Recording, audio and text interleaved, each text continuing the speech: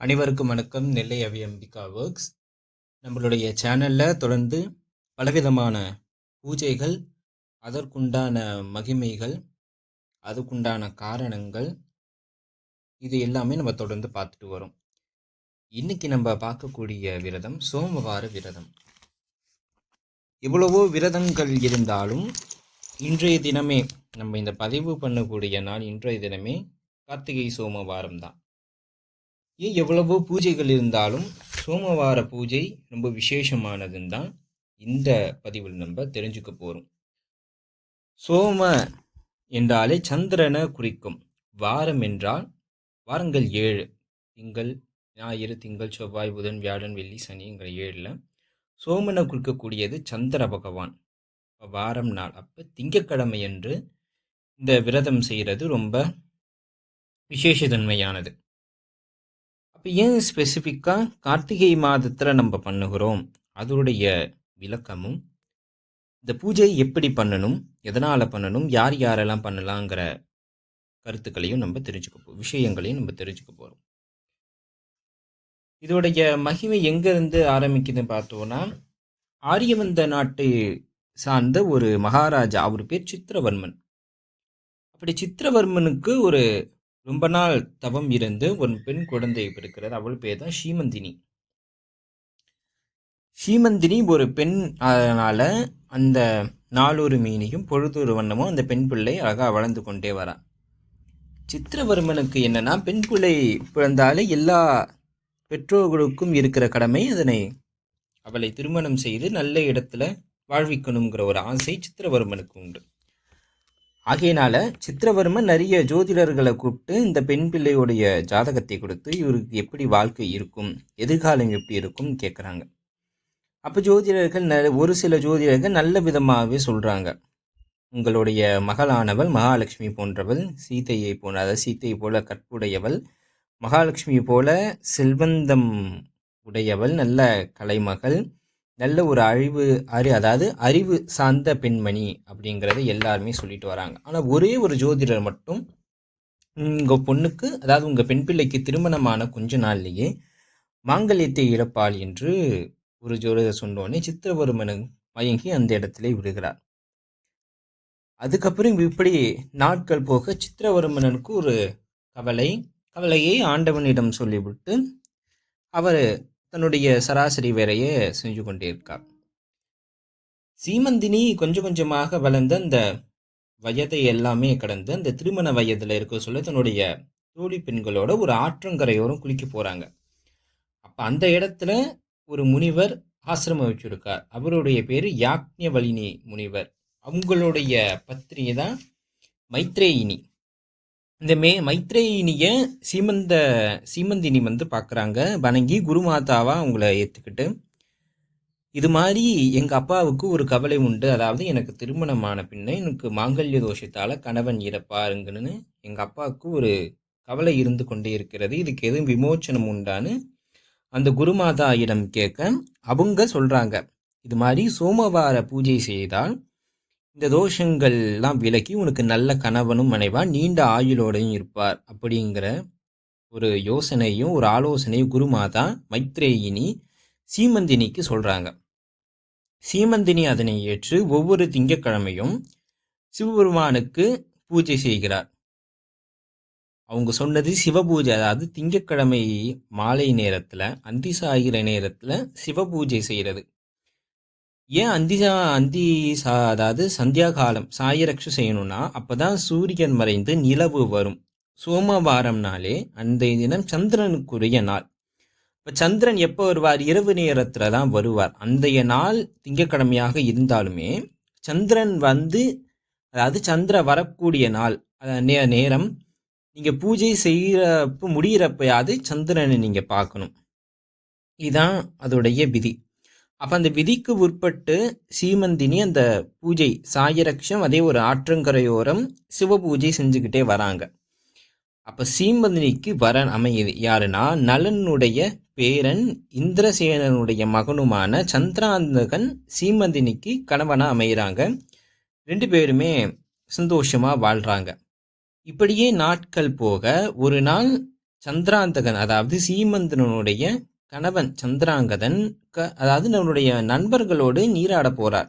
ஆத்துக்கு நீராட போக அந்த சமயத்துல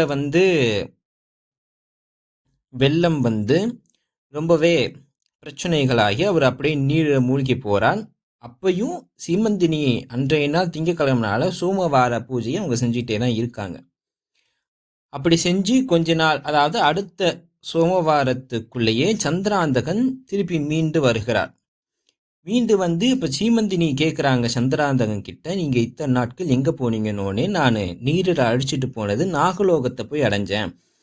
அங்கே இருக்கிற நாகலோக தேவர்கள் என்னை ரட்சித்து எனக்கு மருந்துகள் போட்டு என்னை நல்லாவே பார்த்துக்கிட்டு இப்போ கொஞ்ச நாட்கள் அங்கேயே நான் உடல் உபாதையால் இருந்தால் அவங்களே என்னை சரி செய்து மீண்டும் பூலோகத்தில் விட்டுட்டு போனாங்கங்கிற ஒரு மகிமையோட இந்த பிரதோஷ அதாவது சோமவார விரதத்தோடைய மகிமை முடிவு பெறுது. சரி, இப்போ இது கதை. இப்போ இதுல இருந்து என்ன நமக்கு சொல்ல வராங்க அப்படிங்கிறத பார்ப்போம். நம்ம சோமன் சந்திரன் சொன்னோடனே சந்திரன் தான் மனோகாரகன். ஜோதிடத்துல சந்திரன் தான் மனோகாரகன். மனசு சந்திரனை குறிக்கும். அப்ப சித்திரவர்மன்ங்கிற ராஜா வர்றது தான் நம்மளுடைய முடிவெடுக்கக்கூடிய தன்மையை நம்ம பார்ப்போம். அதாவது சித்தம்னு நமக்கு ஒரு நிலை உண்டு. நம்ம டிசிஷன் மேக்கிங்ல அதுக்கு பேர் சித்தம்னு பேர். அதனால சித்திரவர்மனை போற்ற. சீமந்தினி அப்படின்னு ஒரு பெயர் வருது. அவருடைய மகள் சீமந்தினி. சீமந்தினா என்னன்னா, இந்த சீமந்தம்ங்கிற ஒரு வார்த்தை நம்ம எப்போ பார்ப்போம்னா, இந்த கர்ப்பவதியான பெண்களுக்கு சீமந்தம் அப்படிங்கிறது ஒன்று வரும். அப்போ சீமந்தம் என்ன பண்ணுவாங்கன்னா, இந்த உச்சி வகுடு இருக்குல்ல, அந்த வகுடு எடுத்து அங்கே குங்கும பொட்டால வச்சு அழுத்தி உனக்கு முதல் பிறக்கக்கூடிய அந்த குழந்தைக்கு நரம்பு விரிவடைகிறதுக்காகவும் நல்ல குழந்தையாக இருக்கணும்னு பெரியவர்கள் வாழ்த்துவாங்க. அப்போ சீமந்தினின்னு எதை சொல்கிறாங்கன்னா, தன்னுடைய நெற்றி அதாவது மேல் இருக்கிற நம்மளுடைய மேல் அறிவு அப்படின்னு நம்ம வச்சுப்போம். அப்போ சீமந்திரிக்கு யாரு கணவனா வரா? சந்திராந்தகன். அப்போ மனசு கூட ஒரு பார்ட்னரா வருது. அப்ப சீமந்தினிக்கு என்ன பண்றாங்க? சிவ பூஜை செய்யறாங்க. சந்திராந்தகன் என்ன பண்றார்? மூழ்கிறார். அப்ப மனம் நிறைய பிரச்சனைகளால, ஆழ்கடல்களால, அதாவது அந்த துன்பக் கடல்களால மூழ்கினாலும் மீட்கக்கூடியது யாரு? நாகலோகத்து தேவர்கள். நம்ம குண்டலினி சக்தியை தான் நாகமாக சொல்லுவாங்க. குண்டலினியே பாம்பும்பாங்க. அப்படி மனம் போனாலும் அந்த குண்டலினி சக்தி அந்த மனசை திருப்பி அந்த துன்பத்துல இருந்து அந்த மேலறிவினோட அந்த இதெல்லாமே உலகத்தினுடைய நியதி, இன்பமும் துன்பமுங்கிற துன்ப கடல்ல இருந்து எடுத்து சீமந்தினி கிட்ட சந்திராந்த அதாவது மனசை, அதாவது நம்மளுடைய மூளை, நம்மளுடைய ஆழ் மனது கிட்ட நம்மளுடைய மனசை ஒப்படைத்து போறதாக வரக்கூடியதுதான் இந்த சோமவார பூஜை. அதாவது ரொம்ப நிறைய பேருக்கு யாருக்கு மன சஞ்சலங்கள் உண்டோ, நிறைய குழப்பமாக இருக்கு, முடிவெடுக்கக்கூடிய தன்மை இல்லை, ரொம்பவே பயந்த சுபாவமா இருக்கிறாங்கிற எல்லாருமே இந்த சோமவார பூஜையை செய்யலாம். மனம் இன்னும் பலப்படணும், மனோபலம் ஜாஸ்தியாக இருக்கணும். மனோபலம் இருந்தாலே நம்ம நிறைய விஷயங்களை செய்யலாம். அதுக்கு கூட ஒரு கதை சொல்லுவாங்க. அதாவது இந்த பஞ்சதந்திர கதைகளில் வரும். ஒரு சிங்கம் காட்டுக்கு ராஜாவா இருக்க சொல்ல, சிங்கம் தான் எல்லாரையுமே வேட்டையாடி சாப்பிடும். அப்படி சிங்கம் வேட்டையாடி சாப்பிட்றப்ப பிற மிருகங்கள் பயந்து சிங்கத்துக்கிட்ட போய் சொல்லுமா, நீங்கள் தினமும் வேட்டையாடி சாப்பிட்றதால எங்களுக்கு ரொம்ப பயமாக இருக்குது, அதனால் எங்களில் யாரோ ஒருத்தர் உங்களுக்கு அனுப்புகிறோம், நீங்கள் சாப்பிட்டுக்கோங்க, நாங்கள் அந்த மரண பயம் இல்லாமல் இருப்போம் அப்படின்னு ஒரு சில மிருகங்கள் சொல்ல, அன்றைய தினம் ஒரு முயல் குட்டி சிங்கத்துக்கு இரையாக போடுது. அந்த முயல் குட்டிக்கு மனோபலம் ஜாஸ்தி.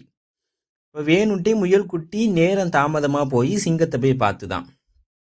சாப்பிட சிங்கம் பாஞ்ச உடனே சிங்கம் கேட்டுதான். அதாவது இது பஞ்சதந்திர கதைகள் தான். அப்போ சிங்கம் முயல் கிட்ட கேட்டுதான், நீ ஏன் லேட்டாக வந்த, நாம் ரொம்ப பசியில் இருந்தோன்னு சொன்னதுக்கு முயல் சொல்லிச்சா, உங்களை மாதிரி இன்னொரு சிங்கம் வேட்டையாடிச்சு, அதுக்கிட்ட இருந்து நான் தப்பிச்சு உங்களுக்கு தான் உணவாகணும் வந்தோன்னே முயல் குட்டி சொன்னதை சிங்கம் கேட்டு சிங்கத்துக்கு ரொம்ப கோவம் ஆயிடுச்சான். என்ன மாதிரி இன்னொருத்தர் இருக்கானா, அப்போ அவன் தான் எனக்கு எதிரி, அப்போ அவனை சாப்பிட்டு இன்னைக்கு பசியை தீர்த்துரும் சொல்லி முயல் குட்டியோடைய ஆலோசனைப்படி அந்த சிங்கம் முயலை பின்தொடர்ந்து போச்சான். அதாவது இந்த முயலை துரத்துன சிங்கம் எதுன்னு சாப்பிட போகிற சிங்கம் தேடிக்கிட்டு போகுது. அப்போ முயல் குட்டியை சொல்லிச்சான், இந்த கிணத்துல இருக்கிற சிங்கம் தான் உங்களை ஏதாவது என்னை உங்ககிட்ட வராமல் தடுத்துனோடனே சிங்கம் எட்டி பார்த்தா தண்ணியில் என்ன தெரியும்? பிம்பம், அதோடைய பிம்பம் தெரியும். அந்த ஒரு அகங்காரத்தில் அந்த சிங்கம் அந்த சிங்கத்தை தன்னுடைய பிம்பத்தை பிடிக்க போகிறேன்னு சொல்லி அந்த நீரில் விழுந்து மூழ்கி இறந்ததாகவும் அந்த காற்றில் இருக்கிற பிற மிருகங்கள் சந்தோஷமாக இருந்த அந்த பஞ்சதந்திர கதை முடியும். முயல் குட்டி சின்னதாக இருந்தாலுமே அதோடைய மனோதைரியம் இந்த இடத்துல ரொம்ப பெருசு. ஏன்னா அவ்வளோ ஆக்ரோஷமாக இருக்கிற சிங்கத்தையே மதிமயங்க செய்து தன்னுடைய வேலையை சுலபமாக முடிச்சுது. ஆக அந்த மனோபலத்தை யார் யார் ரொம்ப வளர்த்துக்கணும் அப்படின்னு ஆசைப்படுறவங்களும் இந்த சோமவார பூஜையை செய்யலாம். அப்போ இது எப்போ தான் செய்யணும்னா, கார்த்திகை மாதத்துக்கு ஏன் ரொம்ப விசேஷம்னா, கார்த்திகை மாதத்தில் தான் சந்திரன் நீச்சமாவார். அதாவது சித்திரை மேஷம், ரிஷபம் வைகாசி, இப்படி 12 மாதங்களை 12 ராசிகளுக்கு சொல்லிக்கிட்டே வருவாங்க. அப்படி வர சொல்ல விருச்சிக மாதமா சொல்லக்கூடியதான் இந்த கார்த்திகை. விருச்சிகத்தில் தான் சந்திரன் நீச்சமாவார். ஆகையினால இந்த மாதத்தில் செய்கிறது ரொம்பவே நல்லது. ஏன்னா சந்திரன் பலவீனமாக இருக்கார். அப்போ அவரை பலப்படுத்தணுங்கிறதுக்காக தான் இந்த பூஜையை இந்த காலகட்டத்தில் செய்யணுங்கிற நியமனத்தை விதிச்சிருக்காங்க. அப்போ கார்த்திகை மாதத்தில் மட்டும்தான் சோமவார பூஜை செய்யணும்னா கிடையாது. ஆவணி மாதத்தில் செய்யலாம், சித்திரை மாதத்தில் செய்யலாம், வைகாசி மாதத்தில் செய்யலாம், மார்கழி மாதமும் செய்யலாங்கிற மேற்கூடிய தகவலுக்குமே நம்ம இதை தெரிஞ்சுக்கிறோம். இது இல்லாமல் ஆண்கள் பெண்கள் இருவருமே இந்த பூஜையை கடைபிடிக்கலாம். அதாவது நீங்கள் ஆலயத்துக்கு சென்றும் சிவபெருமானுடைய அபிஷேக அலங்காரங்கள் பூஜைகள் எல்லாம் கண்டும் தரிசிக்கலாம். நீங்கள் வீட்டிலே அழகாக ஒரு பானலிங்கம் வச்சிருந்தாலும் ஒரு பால், ஏன்னா சந்திரன் குறிக்கக்கூடிய ஒரு திரவம் பால், நீர். இந்த பாலினாலே அபிஷேகம் செய்து சுவாமிக்கு தெரிஞ்சு உங்களுக்கு தெரிஞ்ச ஸ்தோத்திரங்கள், சிவன் பஞ்சாட்சர ஸ்தோத்திரம் இருக்குது, எவ்வளவோ சம்ஸ்கிருத சிவன் அஷ்டோத்திரம் இருக்குது. இல்லை எனக்கு சம்ஸ்கிருதம் ரொம்ப கஷ்டம்னா தமிழில் சிவபுராணம் இருக்குது, தேவாரம், திருவாசகம், இது மாதிரியான போன்ற பாடல்களையும் பாடி சுவாமிக்கு அந்த சிவ பூஜை செய்து வெண்பொங்கல், அதாவது வெள்ளை நிறத்தில் இருக்கிற உணவை நீங்கள் அந்த இடத்துல பதைக்கணும். ஒன்று பால் பாயசம் வைக்கலாம், வெண்பொங்கல் வைக்கலாம். வெள்ளை நிறத்தில் என்ன திரவ பொருள், அதாவது திரவமாக இருப்பது இன்னும் மேன்மையானது. அந்த திரவ பொருளை சுவாமிக்கு படைத்து நீங்களும் உட்கொண்டு பிறருக்கும் அதை கொடுத்து உட்கொள்ள செய்வது தான் இந்த சோமவார பூஜையினுடைய மகிமை. அப்போ இதில் யார் யார் ரொம்ப வணங்கினார், யார் யாருக்கு கடுமையான மாங்கல்ய தோஷம் இருக்குன்னு சொல்கிறோமோ அவங்களுமே இந்த சோமவார பூஜை செய்யலாம்.